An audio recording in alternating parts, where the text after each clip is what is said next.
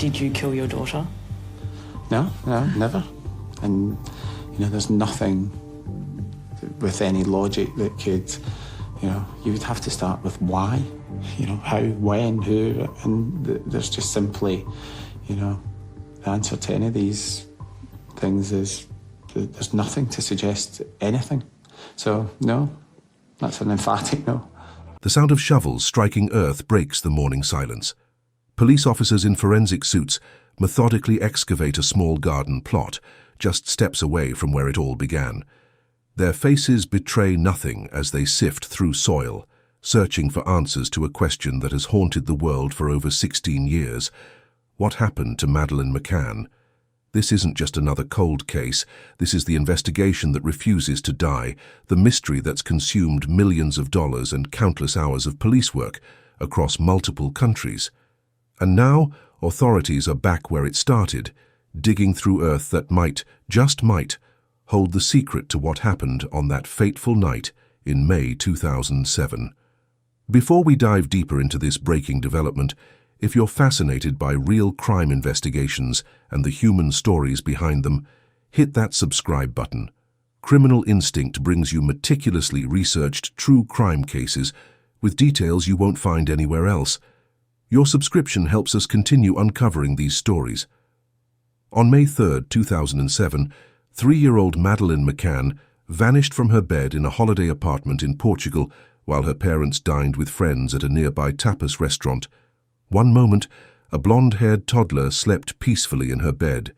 The next, she was gone, vanished without a trace, leaving behind only rumpled sheets and a family's shattered world. Where were you when you first heard about this case? Maybe you remember seeing those haunting posters with Madeleine's face, her distinctive right eye with its unique dark mark. Perhaps you recall the media frenzy that followed, the headlines that dominated newspapers for months, or the countless theories that emerged in the years since. This case touched something primal in all of us, the fear of a child disappearing without explanation. Praia da Luz, Portugal. The name translates to Beach of Light, but for the McCann family, this picturesque resort town on Portugal's Algarve coast became the epicenter of their darkest nightmare. The Ocean Club resort where they stayed wasn't some seedy motel, but an upscale family destination where parents felt safe enough to leave sleeping children in locked apartments while dining nearby. Apartment 5A sat on the edge of the resort complex, its back patio facing outward toward a public street rather than inward toward the protected pool area. A detail that would later become critically important. The apartment had multiple points of entry, sliding glass doors that opened onto a patio, a front door that led to the resort's inner walkways, and windows that, according to conflicting reports, may or may not have been properly secured that night. The resort itself was a maze of identical whitewashed buildings, swimming pools and manicured gardens. During peak season, hundreds of tourists from across Europe would mingle here, creating a constantly shifting population of strangers coming and going. The perfect environment for someone to disappear without a trace. And disappear she did. Despite one of the largest missing person investigations in history, despite millions in reward money, despite the involvement of police forces from multiple countries, despite private investigators hired by wealthy benefactors, despite thousands of reported sightings across the globe, Madeleine McCann simply vanished. Until now, perhaps, because those officers digging in that garden, just steps from apartment 5A, might finally be uncovering the truth that has eluded investigators for over a decade and a half. The question remains, will they find Madeleine, or just another dead end in a case that's produced nothing but heartbreak and frustration? May 3, 2007 began as an ordinary vacation day for the McCann family. Kate and Jerry McCann, both physicians from Leicestershire, England, were enjoying their 7th day at the Ocean Club resort with their 3 children, Madeleine, nearly 4, and 2-year-old twins, Sean and Amelie. The timeline of events that would unfold that evening has been scrutinized by investigators and armchair detectives alike for years, with every minute potentially holding crucial clues. 8:30 a.m. Kate and Jerry woke up with their 3 children in apartment 5A. 9:10 a.m. The McCanns dropped Madeleine and the twins at the resort's kids club, while they engaged in separate morning activities. 12:30 p.m. They collected the children and returned to their apartment for lunch. 3:30 p.m. After lunch and some family time at the pool, the children returned to Kids Club, while Kate went for a run and Jerry played tennis. 5:30 p.m. Kate and Jerry collected all 3 children and returned to apartment 5A. 6:00 p.m. The family began their evening routine, bathing the children and preparing them for bed. 7:00 p.m. Madeleine and the twins were put to bed in the front bedroom of the apartment. Madeleine wore pink and white Eeyore pajamas and slept with her favorite stuffed animal, Cuddle Cat. 8:30 p.m. With all 3 children apparently asleep, Kate and Jerry left the apartment to meet their friends, 7 other British holidaymakers who would later become known as the Tapas 7, at the resort's tapas restaurant, approximately 180 feet from their apartment. Apartment 5A was a ground-floor 2-bedroom unit located at the corner of the resort complex. Unlike most other apartments, it had multiple access points and was particularly vulnerable to intrusion. The front door opened onto an inner walkway within the resort, while the rear patio doors faced outward toward Rua Dr. Agostinho de Silva, a public street that anyone could access without passing through the resort security. The children's bedroom was at the front of the apartment, furthest from the patio doors, but closest to the apartment's main entrance. The layout created a security dilemma.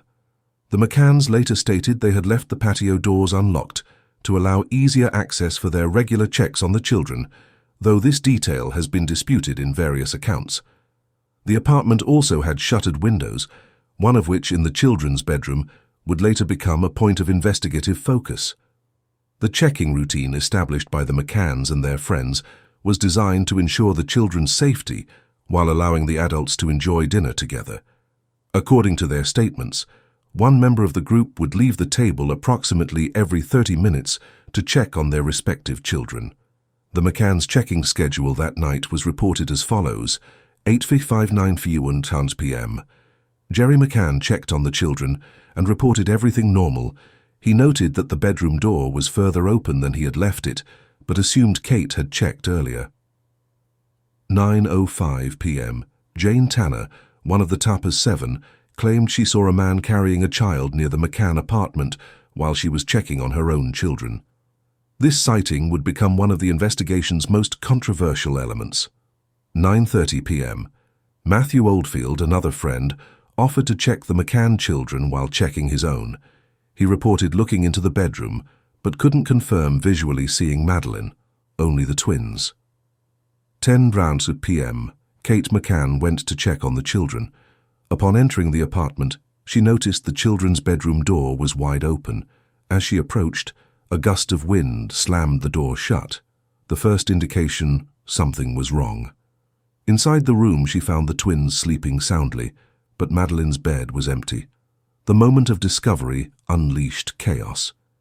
Kate's initial reaction, by her own account, was to search the apartment, checking closets and under beds.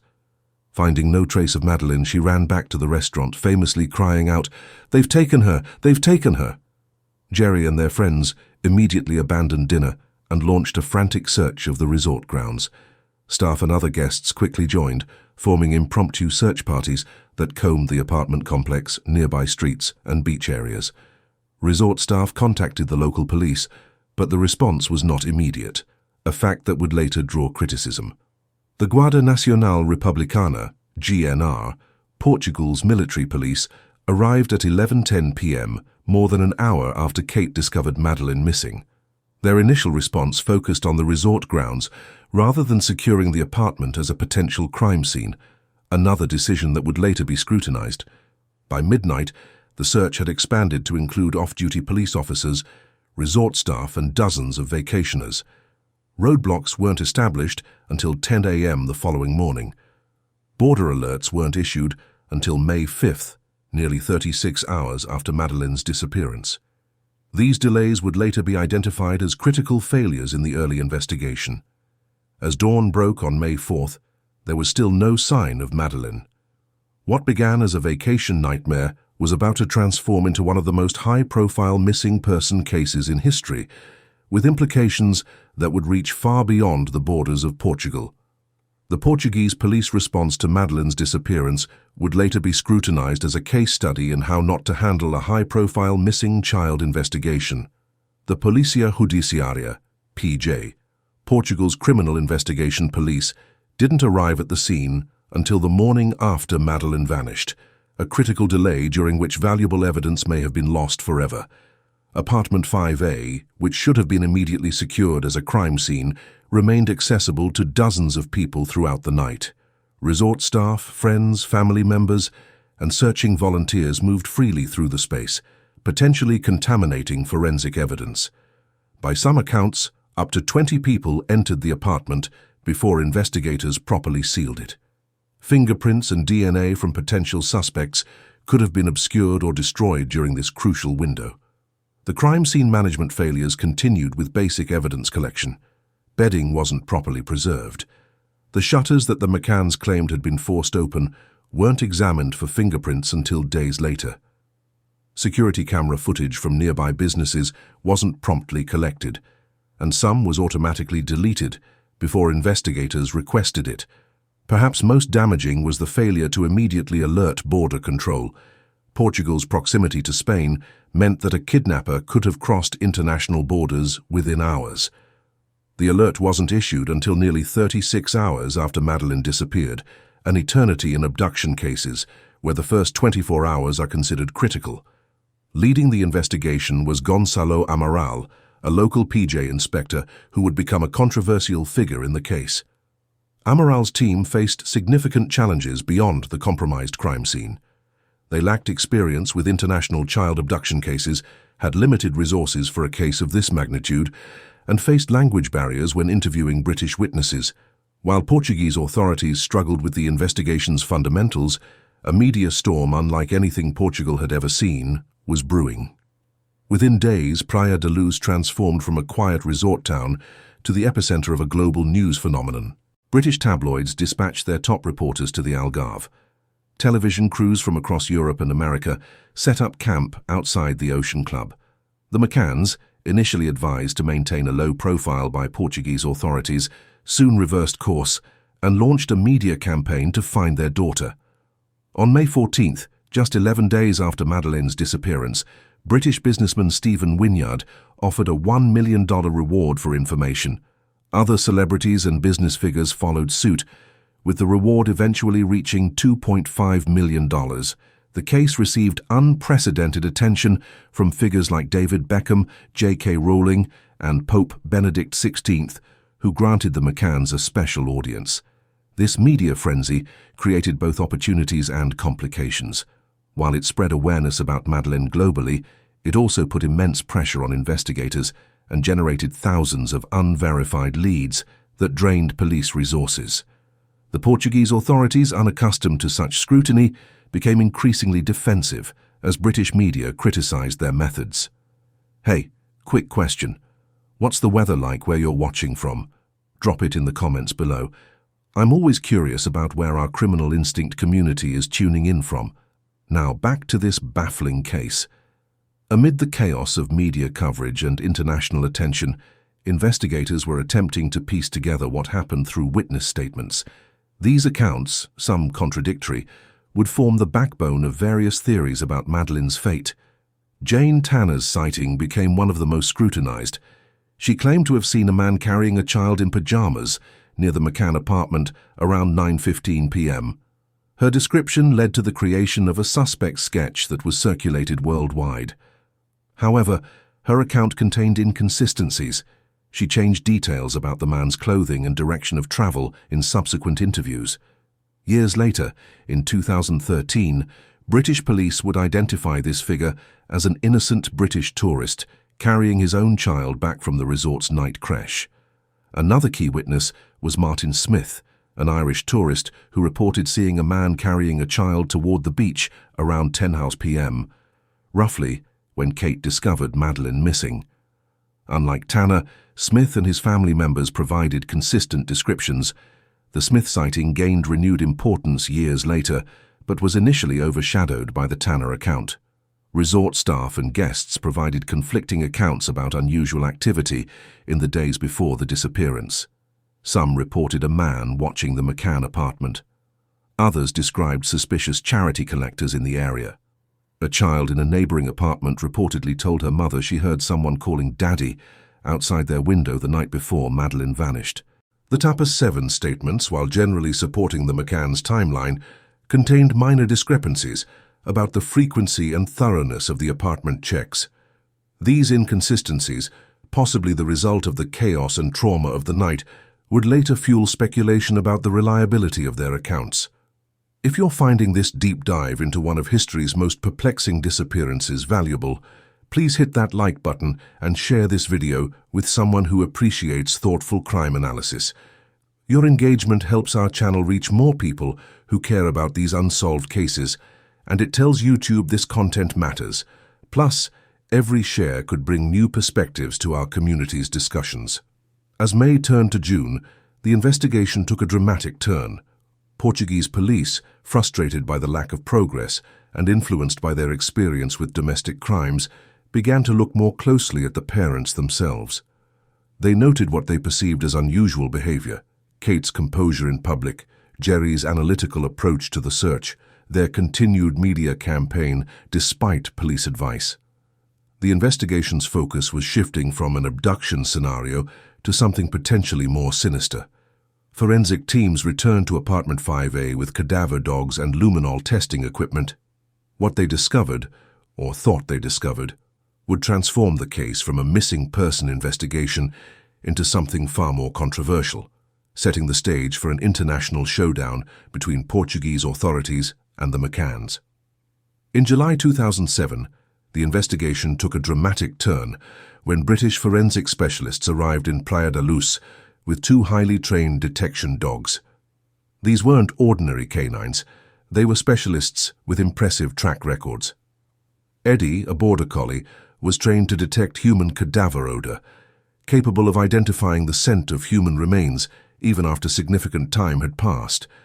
Keela, a Springer Spaniel, specialized in detecting human blood, even when attempts had been made to clean it. What happened next would become one of the most divisive elements of the entire case. Eddie, the cadaver dog, alerted to several locations in apartment 5A, specifically in the McCann's bedroom closet, behind the sofa in the living room and on the veranda. More alarmingly, both dogs alerted to items belonging to Kate McCann, including a piece of clothing and Madeleine's favorite stuffed animal, Cuddle Cat, which Kate had been carrying with her since the disappearance. The dogs' work didn't stop at the apartment. When investigators brought them to the parking garage where the McCanns had parked their rental car, a Renault Scenic rented 24 days after Madeleine disappeared, Eddie alerted again. The cadaver dog indicated the presence of death scent in the car's trunk and on the vehicle key fob. Keela, the blood dog, also alerted to the car's trunk. For Portuguese investigators, these alerts were significant. To them, it suggested a scenario where Madeleine had died in the apartment, her body temporarily hidden, and later transported in the rental car. This theory gained traction among the Portuguese authorities, particularly lead investigator Gonçalo Amaral. However, dog alerts alone aren't conclusive evidence. They require corroboration through forensic testing. Samples were collected from the areas where the dogs alerted and sent to the Forensic Science Service, FSS, in Birmingham, England, for DNA analysis. The initial FSS report seemed damning. It suggested that DNA found in the rental car trunk was a potential match to Madeleine, with the preliminary report stating there was a 15 out of 19 marker match. Strong, though not conclusive.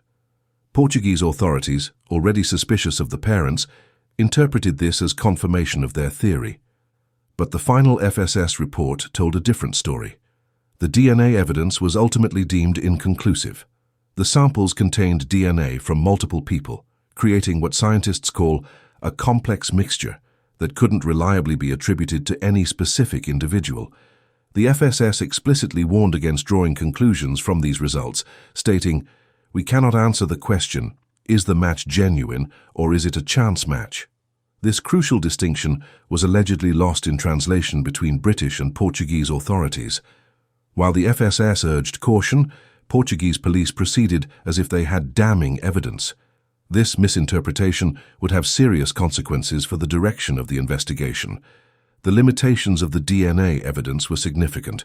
The samples were minimal, described as low copy number DNA, meaning they contained very few cells. Such samples are prone to contamination and can produce unreliable results. Additionally, the McCanns had used the rental car to transport Madeleine's toys and clothing, which could explain the presence of her DNA if it was indeed hers.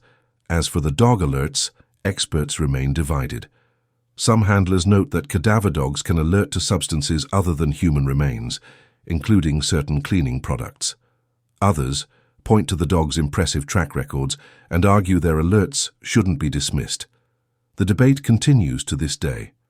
Another controversial element that emerged was the case of Jerry McCann's tennis bag. According to some reports, Jerry had been carrying a large tennis bag during the vacation. After Madeleine's disappearance, witnesses claimed the bag was no longer seen. This led to speculation. Could the bag have been used to transport Madeleine's body? The McCanns denied these allegations, and no evidence has ever confirmed the existence or disappearance of such a bag. Yet it remains a persistent theory among case followers. Hey, I'm curious. What time is it where you're watching from? Drop it in the comments below. It's always fascinating to see our global community tuning in from different time zones to explore these mysteries together. Timeline inconsistencies further complicated the case. Several witnesses reported seeing the McCanns in places or at times that didn't align with their stated movements. One particularly controversial account came from the Smith family from Ireland, who reported seeing a man carrying a child matching Madeleine's description toward the beach around 10:30 p.m., the approximate time Kate discovered Madeleine missing. Initially, this sighting was considered a potential lead on an abductor, but in September 2007, after seeing footage of Jerry McCann carrying one of his twins, Martin Smith reported being 60–80% certain the man he saw was Jerry himself. This identification, though tentative, added fuel to Portuguese suspicions. If accurate, it would contradict Jerry's statement that he was at the restaurant when Madeleine disappeared. However, the Smith family later distanced themselves from this identification, and British police eventually treated the sighting as a separate lead unrelated to Jerry. Other timeline questions emerged from the Tapas 7 statements. Restaurant staff claimed the group's dinner checks weren't as frequent or regular as the friends described. Some witnesses suggested longer gaps between checks than the 30-minute intervals claimed. These discrepancies, while potentially just the result of memory errors under traumatic circumstances, added to the cloud of suspicion. The window of opportunity for an abductor was extremely narrow, perhaps as little as 5 minutes, if the stated timeline was accurate. Critics questioned whether this was enough time for a stranger to enter the apartment, take Madeleine, and escape without being seen by the numerous people in the area, including the McCanns' dinner companions walking back and forth to check on their own children. I want to try something different with this video. In the comments, tell me which piece of evidence in this case you find most compelling or most problematic, and why. Your perspective might highlight something others have missed. The criminal instinct community has some of the sharpest analytical minds I've encountered, and your insights often add valuable dimensions to these complex cases. Plus, engaging with each other's comments creates the kind of thoughtful discussion that sets our community apart. By August 2007, based largely on the dog alerts, DNA misinterpretations, and timeline questions, Portuguese authorities made a fateful decision. Kate and Jerry McCann were formally named arguidos, official suspects, in their daughter's disappearance. This status change shocked the world and set the stage for an international legal battle that would further complicate an already Byzantine case. The evidence against them, however, was circumstantial at best. No direct proof linked the McCanns to any crime, no motive was established, and critically, no explanation was offered for how the parents could have concealed a body while under intense scrutiny, or where Madeleine might be if they were responsible. These unanswered questions would eventually lead to their arguido status being lifted, but not before their reputations were severely damaged in the court of public opinion. Over the years, Two primary theories have dominated discussions about Madeleine's disappearance: the abduction theory and the accidental death theory. Each has passionate advocates and significant flaws. The abduction theory, supported by the McCanns and eventually by British authorities, suggests that an opportunistic predator or organized trafficking ring targeted Madeleine. Proponents point to reported suspicious individuals in the area, the resort's vulnerable security, and similar cases of child abduction. This theory gained credibility when British police identified several potential entry points to apartment 5A that wouldn't have been visible to the tapas group during their checks. The window of opportunity for an abductor was narrow but not impossible. If we accept the timeline provided by the McCanns and their friends, an intruder would have had approximately 5:30 minutes between checks to enter the apartment, take Madeleine, and escape undetected. Critics argue this time frame is unrealistically tight, especially considering the apartment's location in a relatively busy area of the resort. The accidental death theory, initially pursued by Portuguese authorities and still supported by former lead investigator Gonçalo Amaral, suggests that Madeleine died accidentally in the apartment, perhaps from falling while trying to climb out of her bed, or from an accidental overdose of sleep medication. According to this theory, the parents discovered her body upon returning from dinner and, fearing scrutiny of their decision to leave the children alone, concealed the death and staged an abduction. Proponents of this theory cite the cadaver dog alerts, perceived inconsistencies in the McCann's statements, and what some consider unusual behavior following the disappearance. Critics point to the lack of physical evidence supporting this scenario, the logistical impossibility of hiding a body while under intense scrutiny, and the McCanns' unwavering campaign to find their daughter over many years. In 2020, the case took a dramatic turn when German prosecutors announced they were investigating Christian Brookner, a convicted sex offender, as their prime suspect. Brookner, a German national with a lengthy criminal record, lived in the Algarve between 1995 and 2007, including periods in a house just a few kilometers from the Ocean Club resort. The evidence against Brookner is substantial but circumstantial. Cell phone records place him near the Ocean Club on the night of Madeleine's disappearance. He reportedly confessed to a friend in a bar that he knew all about the McCann case. In the days following Madeleine's disappearance, he deregistered a vehicle and moved back to Germany. His criminal history includes convictions for child sexual abuse, drug trafficking, and burglary, including break-ins at tourist accommodations. German prosecutor Hans Christian Wolters has stated publicly that he believes Brookner killed Madeleine, though he acknowledges they lack the evidence needed for a murder conviction. Brookner, currently serving a prison sentence in Germany for unrelated crimes, has denied any involvement in Madeleine's disappearance through his attorneys. The Brookner investigation represents the most promising lead in years, but it's not the first time authorities have focused on specific suspects. Over the years, numerous persons of interest have been identified, investigated, and ultimately eliminated. Early in the investigation, Robert Murat, a British-Portuguese property consultant who lived near the Ocean Club, fell under suspicion after a British journalist reported his seemingly excessive interest in the case. Police searched his home and named him an arguido, but he was later cleared when no evidence linked him to the disappearance. Murat successfully sued several British newspapers for libel, receiving substantial damages. In 2008, Portuguese police investigated Euclides Monteiro, a former Ocean Club employee who had been fired for theft the year before Madeleine's disappearance. Cell phone records placed him near Praia da Luz on the night in question, but he died in a tractor accident in 2009 before being questioned. No conclusive evidence linked him to the case.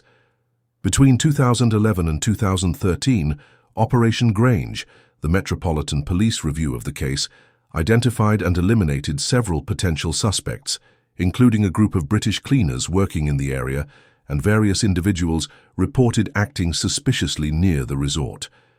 The investigation approaches themselves have drawn significant criticism. Portuguese authorities were criticized for focusing too quickly on the parents while neglecting other leads.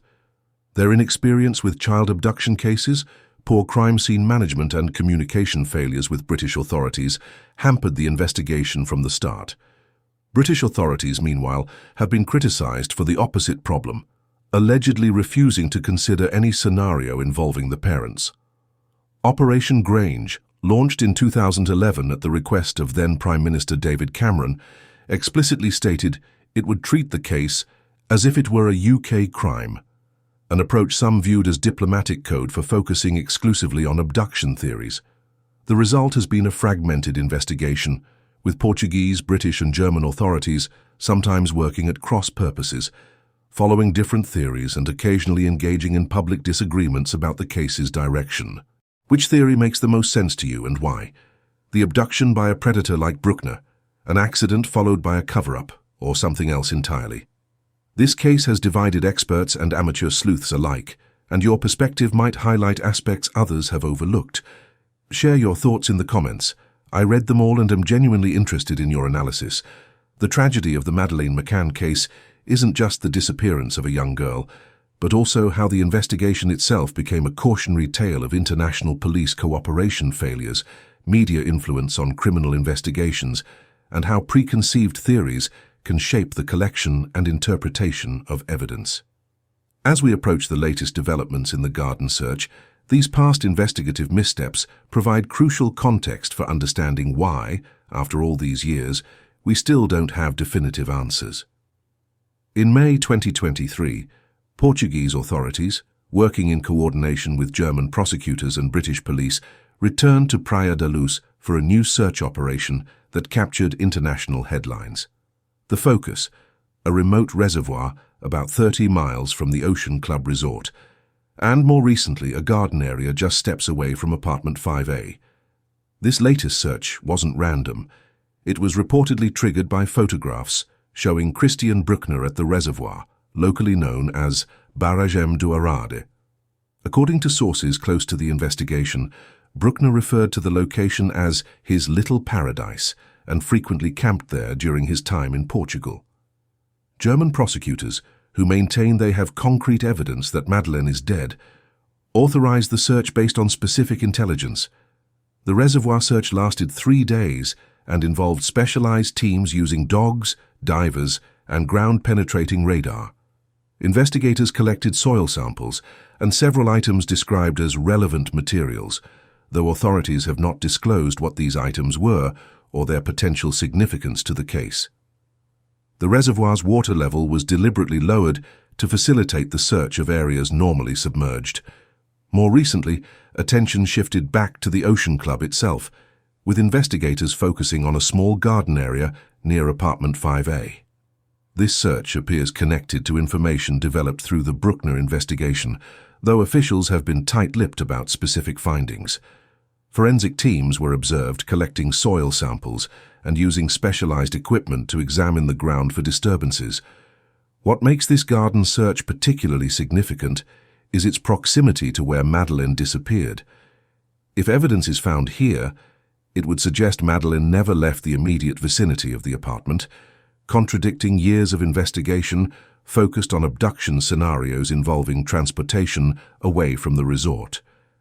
As of this recording, authorities have not announced any definitive findings from either search operation. German prosecutor Hans Christian Wolters has maintained his position that they believe Brookner killed Madeleine, but acknowledged they still lack the crucial evidence needed to bring charges specifically for her disappearance and presumed death. The current status of the investigation remains active but fragmented. German authorities continue to build their case against Brookner, focusing on his movements around Praia da Luz in May 2007 and statements he allegedly made to associates about knowing what happened to Madeleine. British police, through Operation Grange, maintain their own investigation, though with significantly reduced resources compared to its peak years. Portuguese authorities have technically closed and reopened their investigation several times, most recently cooperating with German requests for the reservoir and garden searches. Brookner himself remains in prison in Germany, serving a 7-year sentence for the rape of a 72-year-old American woman in Praia da Luz, a crime committed in 2005 but not prosecuted until 2019 when new evidence emerged. He faces additional charges for unrelated sexual offences, but has not been formally charged in connection with Madeleine's disappearance. The McCann family today maintains a dignified resilience that has characterised their approach since the beginning. Kate and Jerry, still living in Rothley, Leicestershire, have returned to their medical careers while continuing to advocate for missing children. Their twins, Sean and Amelie, now teenagers, have grown up in the shadow of their sister's disappearance, but are reportedly well adjusted, despite the extraordinary circumstances of their family life. The McCanns maintain a website dedicated to finding Madeleine and mark the anniversary of her disappearance each year with a statement reaffirming their commitment to the search. In May 2022, on the 15th anniversary, they wrote, "Regardless of outcome, Madeleine will always be our daughter, and a truly horrific crime has been committed. Despite 16 years of investigation, countless leads and millions spent, fundamental questions remain unanswered. If Brookner is responsible, what was his motive? Did he target Madeleine specifically or opportunistically? And critically, what happened to her afterward? If an abduction occurred, how did the perpetrator know the McCanns' checking routine and time their entry so precisely?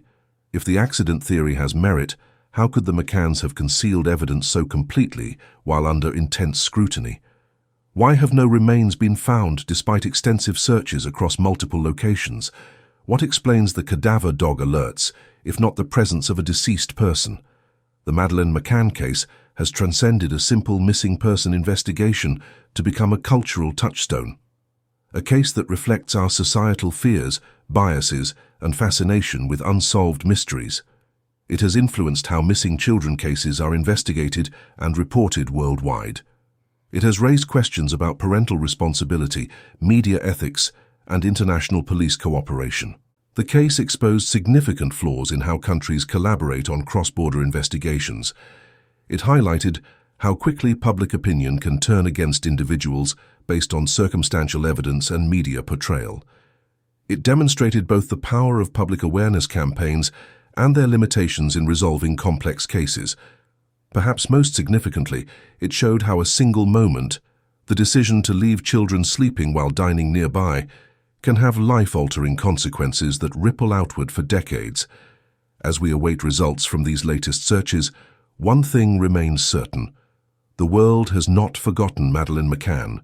Her case continues to resonate because it touches on universal fears and reminds us of the fragility of safety and the unpredictability of life. If you've stayed with me through this entire analysis, you clearly share my commitment to understanding complex cases and honoring the victims at their center.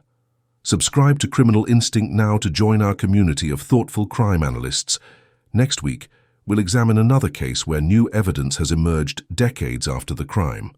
The unsolved murder of John Benet Ramsey and the DNA breakthrough that might finally identify her killer. Hit subscribe so you don't miss it, and remember, understanding these cases isn't just about satisfying curiosity, it's about ensuring we learn from investigative failures, so future victims have a better chance at justice. Until next time, this is Criminal Instinct, where we examine the darkest mysteries with the light of reason.